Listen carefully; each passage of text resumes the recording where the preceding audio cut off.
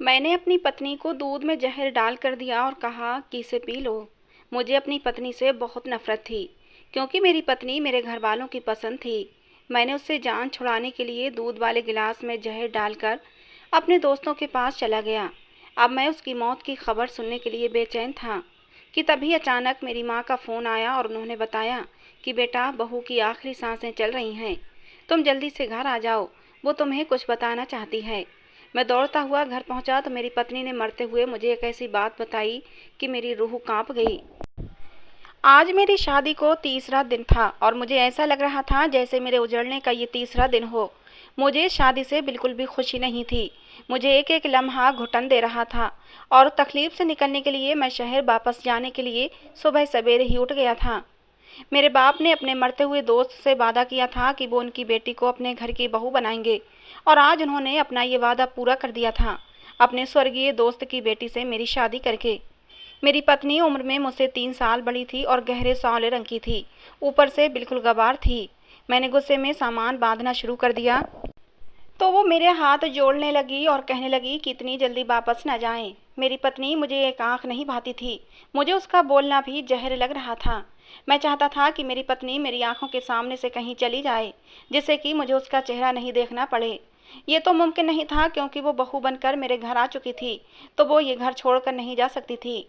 लेकिन कम से कम मैं तो इस घर को और उसे छोड़कर शहर जा सकता था, क्योंकि मैं शहर में काम करता था। मैंने अपने पापा के कहने पर जहर का ये कड़वा घूंट भर लिया था, मगर मैंने अपनी नई नवेली दुल्हन निहारिका से कोई समझौता नहीं किया था और उसे साफ साफ कह दिया था कि इतनी जल्दी वापस शहर जाने का मेरा भी इरादा नहीं था। मैं तुम्हारी शक्ल अब और ज़्यादा नहीं देख सकता हूँ। तुम्हारी ये काली सी शक्ल मुझे डराती है। मैंने महसूस किया कि मेरी बात सुनकर वो एकदम से मुरझा गई थी। फिर आंखों में आंसू भरकर बोली, मैं आपके बिना नहीं रह सकती। निहारिका की बात पर मैं उसका मुंह ताकता रह गया। मुझे मन ही मन हंसी आ गई थी।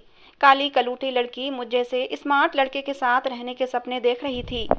लेकिन खैर, इसमें निहारिका की भी कोई गलती नहीं थी। ये सपना शायद मेरी वजह से ही वो देख रही थी, क्योंकि मैं भावनाओं में बह गया था और सुहागरात मैं निहारिका के साथ मना चुका था।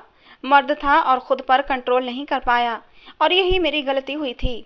निहारिका की मुझसे उम्मीदें बंध गई थीं, लेकिन अब मैं आगे और निहारिका को नहीं झेल सकता था। पापा को जब पता चला कि मैं शहर वापस जा रहा हूँ, तो वो भी मुझे रोकने के लिए आ गए। उनके सामने मैं सर झुकाकर खड़ा हुआ था और वो मुझे समझा रहे थे कि अभी तुम्हारी शादी को 2 ही दिन हुए हैं और तुम अभी से बहू को छोड़कर जा रहे हो। मैं पापा की बातें सर झुकाए सुन रहा था, क्योंकि मैं उनका बहुत ही आज्ञाकारी बेटा था। मेरे पापा मेरी बहुत तारीफ करते थे, क्योंकि मैं उनकी सारी बातें मानता था, और मैं भी नहीं चाहता था कि मेरी वजह से मेरे पापा का दिल दुखे। मैंने पापा से काम का बहाना बनाकर उनसे आज्ञा मांगी, और फिर मजबूरन पापा ने मुझे शहर जाने की आज्ञा दे दी। उन्हें अपने मेहनती बेटे पर गर्व होने लगा। मैं जब घर से निकला तो निहारिका किचन में काम कर रही थी। मैं उसे बताए बगैर ही घर से निकल आया और खुले माहौल में सांस ली। हकीकत तो ये थी कि गांव के माहौल में मेरा दम घुटता था। मुझे तो शहर की रंगीनियाँ अच्छी लगती थीं। चाहता तो मैं अपने पापा की ज़मीनों पर भी काम कर सकता था, लेकिन मुझे गांव में रहकर गांव में काम करना बिल्कुल पसंद नहीं था। और मैंने जैसे तैसे करके शहर में काम तलाश कर लिया था और वहीं रहने लगा था। गांव तो बस नाम के लिए आता था। जैसे ही मैं बस अड्डे पर पहुंचा, मेरी महंगी कार के पास बॉडीगार्ड आ पहुंचे थे। मेरा काम ही कुछ ऐसा था कि मुझे सिक्योरिटी की ज़रूरत पड़ती थी।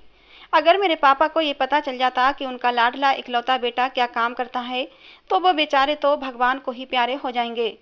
जहाँ तक मेरी पत्नी की बात है, तो मुझे उसकी कोई भी परवाह नहीं थी।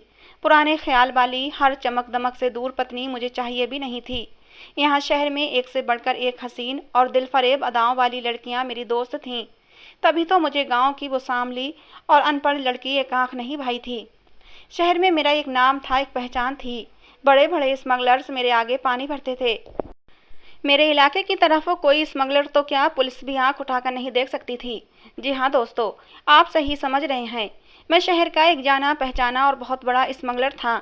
निहारिका को भुलाकर मैं अपने काम में बिजी हो चुका था।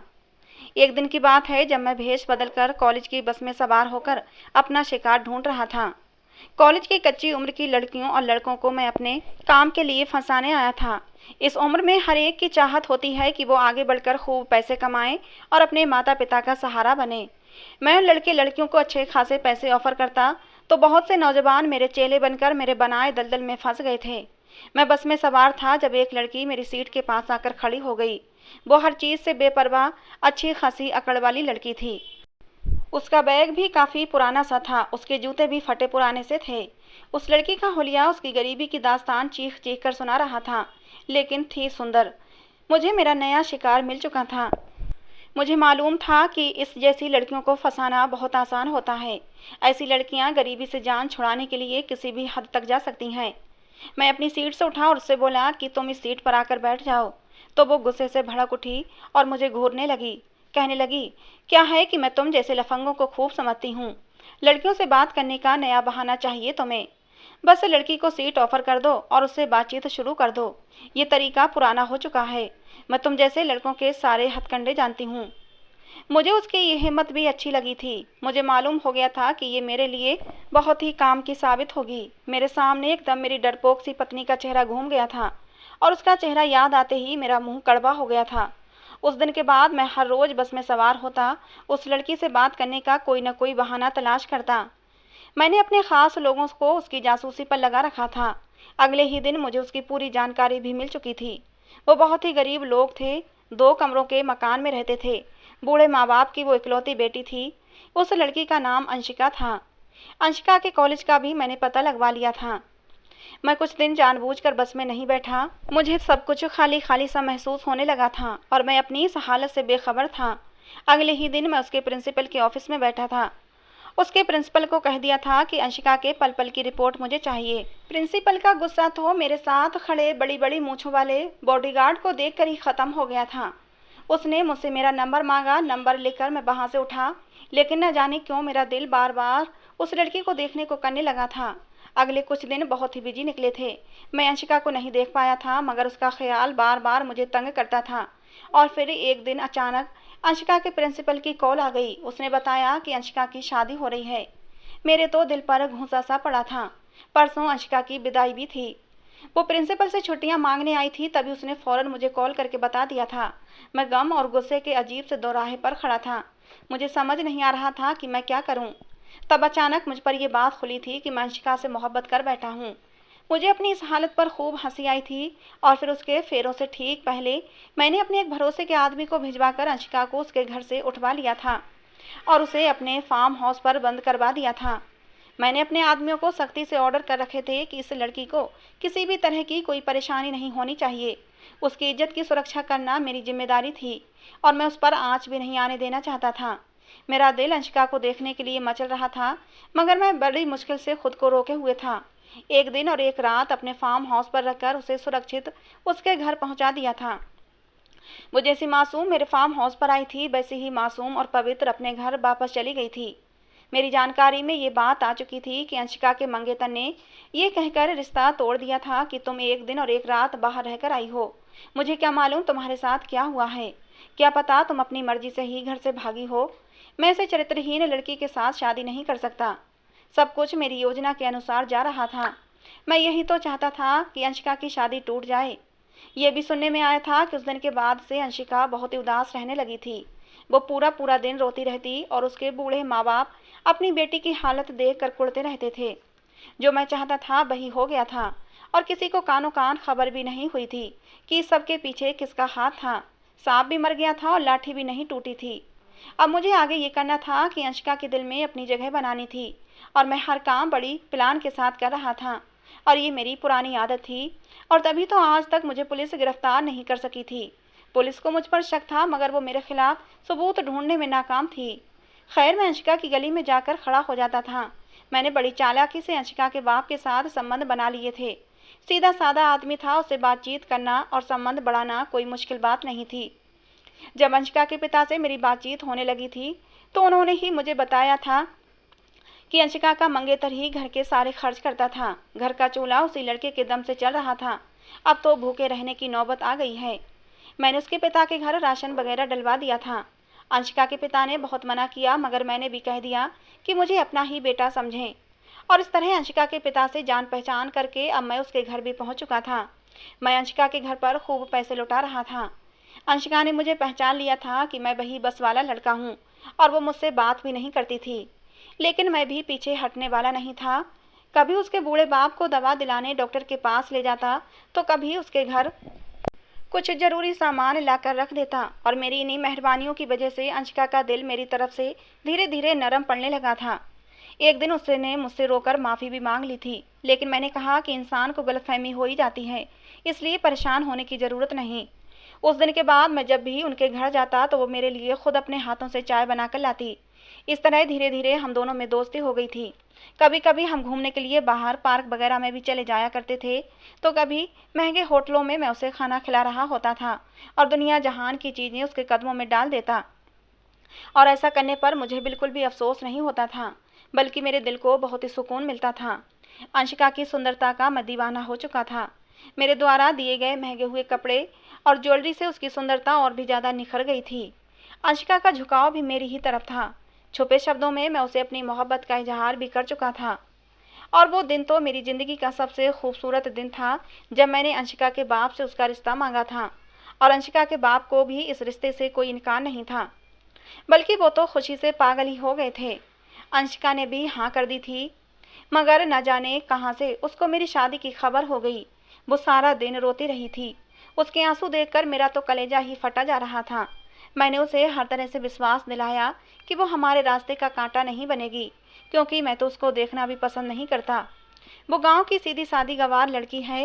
वो गांव में रहेगी और हम शहर में रहेंगे। मगर अंशिका किसी भी तरह नहीं मानी, और फिर अंशिका ने शर्त रखी कि जब तक निहारिका को तलाक नहीं दूंगा, वो मुझसे शादी नहीं करेगी।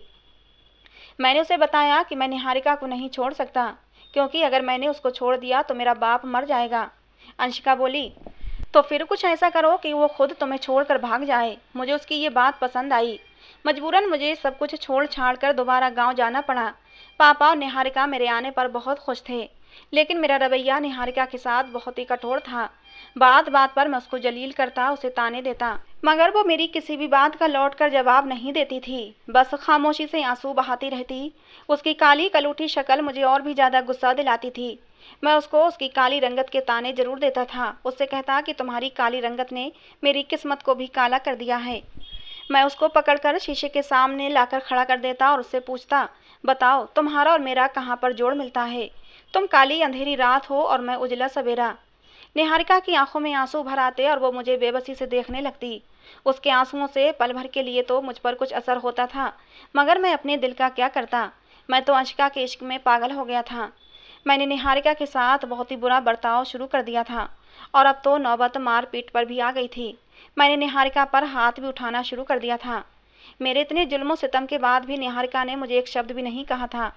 मुझे निहारिका की ढटाई पर बहुत गुस्सा आता था। वो बहुत ही सख्त जान थी। मैं जितना उससे दूर भागता उतना ही वो मुझ पर मरती थी। मेरी ज़िंदगी में अगर अंशिका न होती तो शायद अब तक मैं निहारिका की अच्छाइयों का दीवाना बन चुका होता। मगर अब जब मैं उससे जान छुड़वाना चाहता था तो उसकी ये हरकतें मुझे और भी ज़्यादा गुस्सा दिलाती थीं। मैं जल्द से जल्द अंशिका के पास जाना चाहता था। उसकी मनमोहिनी प्यारी सी सूरत मुझे याद आती थी। गांव आए हुए मुझे 1 महीना हो चुका था, और इससे मेरे कारोबार पर बहुत बुरा असर पड़ रहा था। मैं अंशिका के साथ मोबाइल पर बराबर कांटेक्ट में रहता था। उसे समझाता कि थोड़ा सा सब्र करो। मैं अंशिका को सारे हालात बताता रहता था। ये भी बताता कि निहारिका किसी भी तरह मुझसे रिश्ता ख़त्म नहीं करेगी। वो तो मेरी मारपीट ताने सब सहती रहती है। और फिर अंशिका ने मुझे एक ऐसा आइडिया दिया जिसे सुनकर मेरा दिल दहल गया। अंशिका ने मुझसे कहा कि तुम अपनी पत्नी को जहर दे दो। एक पल के लिए मेरा दिल डूब गया था, मगर इसके सिवा मेरे पास कोई दूसरा चारा भी नहीं था। मैं अंशिका को जल्द ही खुशखबरी सुनाने का कहकर कॉल बंद कर चुका था। शाम हो चुकी थी। मैंने निहारिका को घर में ढूंढा, मगर वो कहीं नजर नहीं आ रही थी। मैं छत पर गया तो वो उधर ही बैठी हुई थी। उसके गालों पर आंसू बह रहे थे। उस समय मैंने उसे बड़े प्यार से बात की थी। कहा, क्या हुआ है निहारिका? मेरे पूछने पर वो बस हल्के से मुस्कुरा दी, मगर अपने होंठों पर कोई शिकवा नहीं लाई। मैंने कहा, निहारिका, मैं बहुत बुरा हूं ना? मेरे शब्दों में बनावटी मोहब्बत भरी हुई थी, और मेरी इस मोहब्बत पर वो तड़प कर रह गई थी। कहने लगी, बुरी तो मैं हूँ। पहले आपकी ज़िंदगी को नर्क बना दिया। अब जब भी आपकी तरफ देखती हूँ तो मेरा दिल बहुत दुखता है कि कैसे आप जैसे खूबसूरत स्मार्ट लड़के को मुझ जैसी बदसूरत पत्नी मिली है। आप कहाँ बुरे हैं, बुरी तो मैं हूँ। उसकी बातें मुझे एहसास दिला रही थीं कि मैं कितना गिरा हुआ इंसान हूँ। मगर वो कहते हैं ना कि जिसकी सूरत काली होती है उसका दिल बहुत ही साफ होता है। निहारिका भी दिल की बहुत साफ लड़की थी।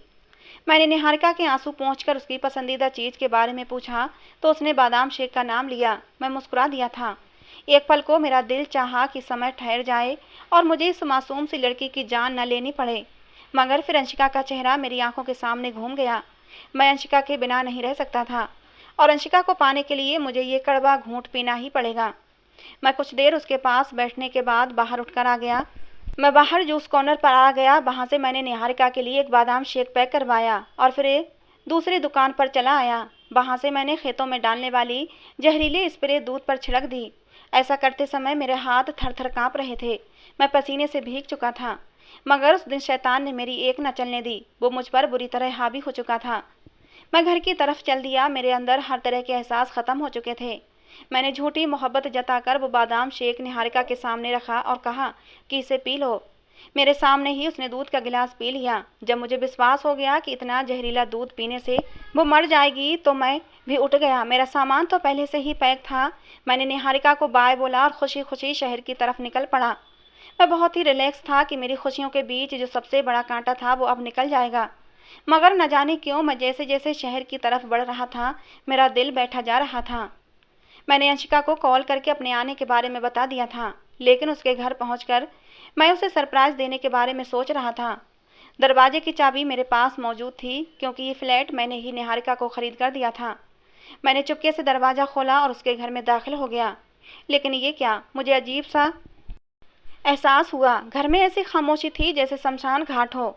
तभी मैंने अंशिका को देखा। वो एक कमरे से निकली थी, सजी सबरी सी, बहुत ही सुंदर लग रही थी और अंशिका के हाथ में मिठाई की प्लेट भी थी।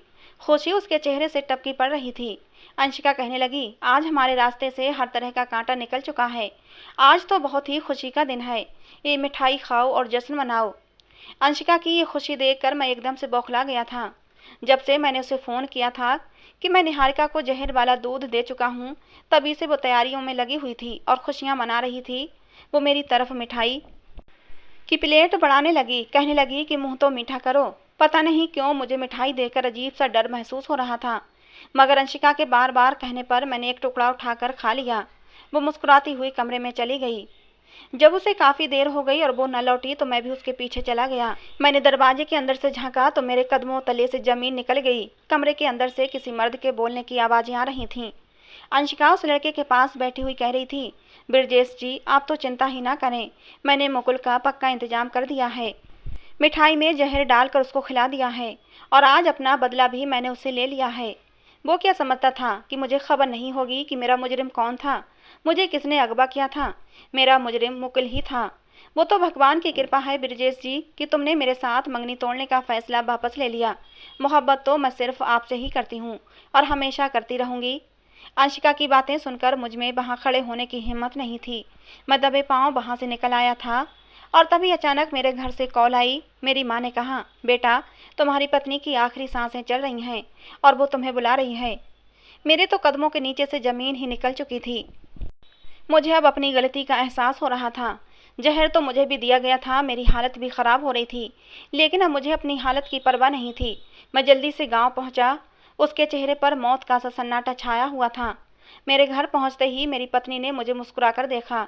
उसकी मुस्कुराहट देखकर मेरी रूह कांप उठी थी और फिर अचानक ही वो मेरे पैर पकड़कर बोली, आप मुझे माफ़ कर दें, मैंने आज ही आपकी। मैं घबरा गया। क्या हुआ निहारिका? उसने रोकर कहा कि मैंने आपकी अलमारी तलाश की थी। मुझे आपके गलत काम के बारे में सब सबूत मिल चुके हैं। मैं उसकी बातें सुनकर हैरान व परेशान खड़ा था। मेरे पैर कांपने लगे थे। जहर अपना काम कर रहा था, लेकिन मैं फिर भी खड़ा उसकी बातें सुन रहा था। वो कह रही थी कि मैं सोच रही थी कि आपके खिलाफ कानूनी कार्रवाई करूं या ना करूं। मैं इसी सोच में डूबी हुई थी, लेकिन मैं आपको भगवान के कहर से बचाना चाहती थी।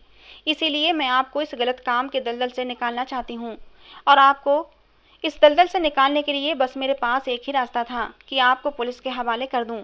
मैंने आज ही आपके खिलाफ कानूनी कार्रवाई की है। पुलिस किसी भी पल यहाँ पहुँच सकती है और आपको गिरफ्तार कर सकती है। निहारिका की कोई भी बात मुझे बुरी नहीं लग रही थी। इतना कहते ही निहारिका एकदम जमीन पर गिर पड़ी थी। मैं फटी फटी आंखों से उसे देख रहा था। जल्दी से उसे लेकर डॉक्टर के पास गया। निहारिका की हालत बहुत ज़्यादा ख़राब थी। उसके लिए डॉक्टर ने 24 घंटे खतरनाक बताए थे। मैं रो रो कर निहारिका की ज़िंदगी की भीख मांग रहा था और फिर मैं भी बेहोश होकर गिर पड़ा था। जब मुझे होश आया तो मैं अपने आसपास डॉक्टरों की भीड़ देखी थी और सबसे पहले मैंने निहारिका के बारे में पूछा था।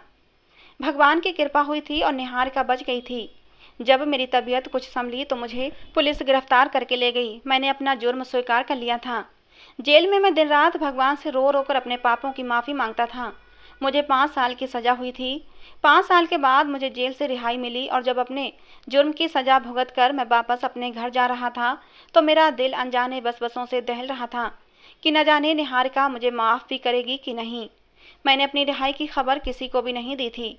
चुपचाप घर पहुंच गया था और बाहर दरवाजे पर ही रुक गया था। घर से निहारिका की बहुत ही प्यारी सी आवाज़ आ रही थी। वो कह रही थी, मेरे बच्चों, तुम्हारे पापा बहुत ही बहादुर हैं। कभी भी अपने पापा को किसी से कम मत समझना। देखना, जब तुम्हारे पापा आएंगे तो तुम्हें ढेर सारा प्यार करेंगे और तुम्हारे लिए बहुत ही अच्छी अच्छी चीज़ें लेकर आएंगे, क्योंकि तुम्हारे पापा तुम दोनों से बहुत प्यार करते हैं। तुम दोनों की खातिर ही तुम्हारे पापा तुमसे दूर गए हैं। और मेरे बच्चों, एक बात हमेशा याद रखना, नफरत पापी से नहीं, पाप से करना चाहिए। मुझे अब और ज़्यादा बर्दाश्त नहीं हुआ और मैं भागता हुआ घर में दाखिल हो गया। मेरे 5 साल के जुड़वा बेटे अपनी माँ के पास बैठे हुए थे और मैं उन दोनों के सामने ही निहारिका के कदमों में बैठ गया था और उससे रो रो कर अपने पापों की माफ़ी मांगी थी। निहारिका ने मुझे माफ़ कर दिया तो मैं अपने बच्चों से लिपट गया था। मेरे बच्चे भी प्यार से मुझसे लिपट गए थे। निहारिका ने बच्चों को बहुत ही अच्छी परवरिश दी थी। मेरे लिए उसने बच्चों के दिल में सिर्फ प्यार और सम्मान ही भरा था, गुस्सा और नफरत नहीं भरी थी। ये सब निहारिका की अच्छी परवरिश का फल था। और फिर उसी पल मुझे निहारिका से बेइंतहा मोहब्बत हो गई थी। उसकी सांवली रंगत मुझे चांदनी जैसी उजली मालूम हो रही थी। उन तीनों से मिलकर मैं अपने पापा और माँ के कमरे की तरफ बढ़ा था। पापा के कदमों में बैठकर मुझे उनका धन्यवाद करना था कि उन्होंने मेरे लिए इतनी अच्छी हमसफ़र ढूंढी थी। लोग सच कहते हैं कि बड़ों की बात मानकर इंसान कभी निराश नहीं होता, बल्कि बड़ों के आशीर्वाद से जीवन में खुशियों के रंग भर जाते हैं। दोस्तों, इस कहानी को सुनकर आपको क्या लगता है? निहारिका ने मुकुल को माफ़ करके अच्छा किया या गलत? अपनी राय कमेंट बॉक्स में ज़रूर देना। तो दोस्तों, आज की हमारी ये कहानी आपको कैसी लगी कमेंट बॉक्स में ज़रूर बताना। पसंद आई हो तो प्लीज़ लाइक करना। ऐसी और कहानियाँ सुनने के लिए हमारे चैनल को सब्सक्राइब करना। कहानी को अंत तक सुनने के लिए आप लोगों का बहुत बहुत धन्यवाद दोस्तों। मिलते हैं अगली किसी नई कहानी में।